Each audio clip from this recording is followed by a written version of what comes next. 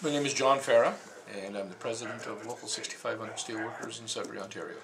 Did you work in the mine? Yes, I am. I've been here for almost 40 years. Is this a generational thing? Well, yeah, it is, actually. I'm the third generation in my family that's worked here. My grandfathers came from Italy and came to Sudbury, worked in the mines. My dad worked here as an electrician for 35 years, and I've been here almost 40 years. So this Roger Agnelli, he probably doesn't care about that. Doesn't seem to. Doesn't seem to know the history of mining in Sudbury. Doesn't seem to care about it either. So part of the deal when Vale bought Inco was 3 years, right? That they would not make any cuts. So we're at that 3-year point. Yeah, we are. Okay. Explain this vertical integration I was reading about. I was doing my homework last night, and what his plans are to become. They're the second largest mining corporation in the world. That's correct. He wants to be number one.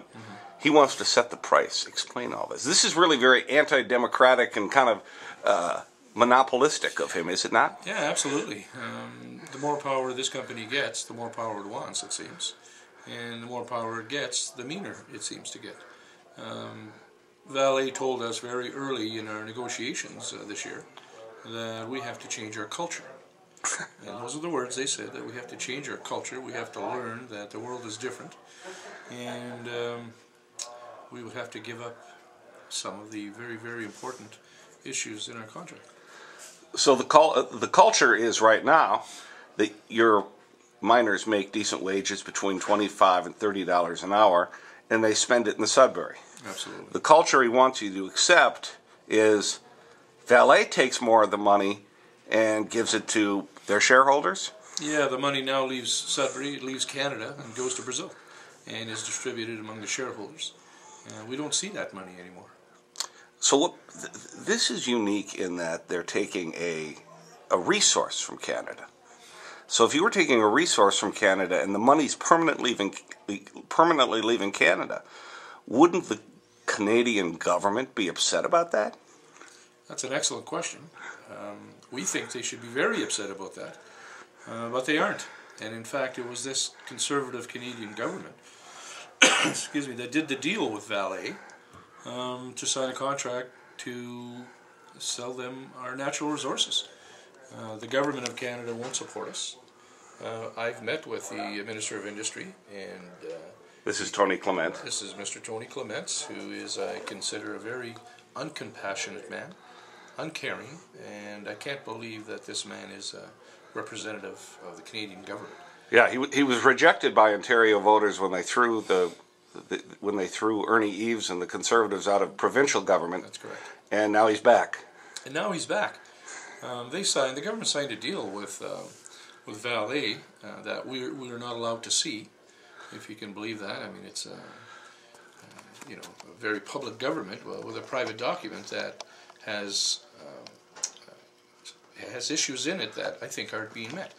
Now, one of the things we're told is that in this contract, in this document that was signed between the government and Vale, is a stipulation that there will be a net benefit to Canada if Vale takes over our natural resources. We don't see that net benefit. Matter of fact, we see just the opposite. We think that there's been a downsizing, and we would really like to take a look at what that contract says, because we don't think that Vale's living up to their end of the bargain. So this is kind of a pattern with this government in that they've not held U.S. Steel accountable in Hamilton for closing that plant? That's correct. They've made a lot of noise, but I think they've done nothing. So if that's the case, I think that you could make a pretty good argument that you're being sold out by your government. How does that feel after being the third-generation worker here? Yeah, that really does hurt. I mean, our whole world has changed here now. I mean, everything has been turned upside down. Globalization has come to Canada and come to Sudbury, and it's slipped in very quietly, but is knocking the hell out of us. Globalization now has affected our workforce. I mean, we were almost lulled into a false sense of security with free trade. All of this was happening in other countries, the downsizing and the negative effects. Now it's come to us, and it almost came in the back door and is now kicking the hell out of us, and our government really is doing nothing to stop it. Does it frustrate you that the national media here in Canada and the United States, and Leo Gerardo always calls them the sushi circuit, because they all go to the same cocktail parties, and they probably never even met a miner. Peter Mansbridge seems like a nice guy, but he's probably not spent a lot of time with miners lately. Well, That they don't understand the consequences of free trade. They bring their pundit panels on, and some of these people even profit from some of these deals. They don't have any understanding of this. Does that frustrate you? well, yeah, it does. It frustrates us, but I mean, we all know that the media is not there for the working people. The media is there for its own purposes. The media does not support working people. I try to be that exception. Yeah, I'm sure you are, Sly. The laws, the labor laws in our country and in many countries are not for working people. They're for industry. And working people have to fight for every inch of what we get. I mean, our younger people who joined the workforce very late have to understand that everything we've got, we fought for. I mean, companies give you nothing. They give you nothing, and don't be fooled into thinking that the boss is a great guy. He may be a great guy, but he's not a great guy to you. And if you're not willing to fight, like we're doing right now in this strike, if you're not willing to fight and keep what's taken 40 years to get, then you better reevaluate your position, because this is a constant struggle, and it always will be. This fight is tougher. There have been strikes here in Sudbury before, and you've been through them before. But you're dealing with a bigger monster here. I do mean monster. Yeah. Explain the difference this time. When we had our fights with Inco, and we had some good fights, but you could always see the end of it. You could see that at some point it was going to get resolved, because we were the main business for Inco. With Valet, we're one of many businesses, and money means nothing to them, because they got $1 gazillion and they'll fight you till the last day.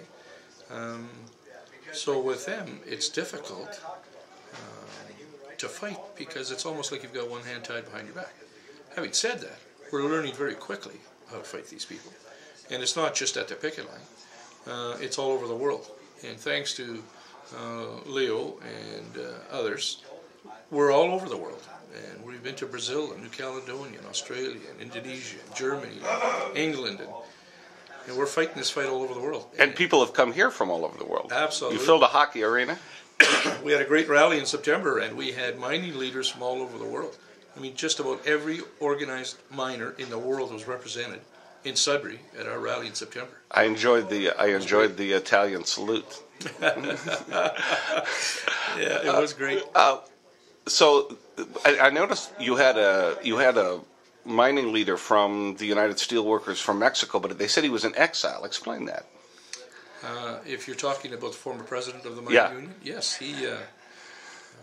he was in trouble in Mexico, and the government was out to get him, and the steelworkers rescued him and took him out of that country and brought him to Canada to give him safe haven, and he has been such a strong supporter ever since.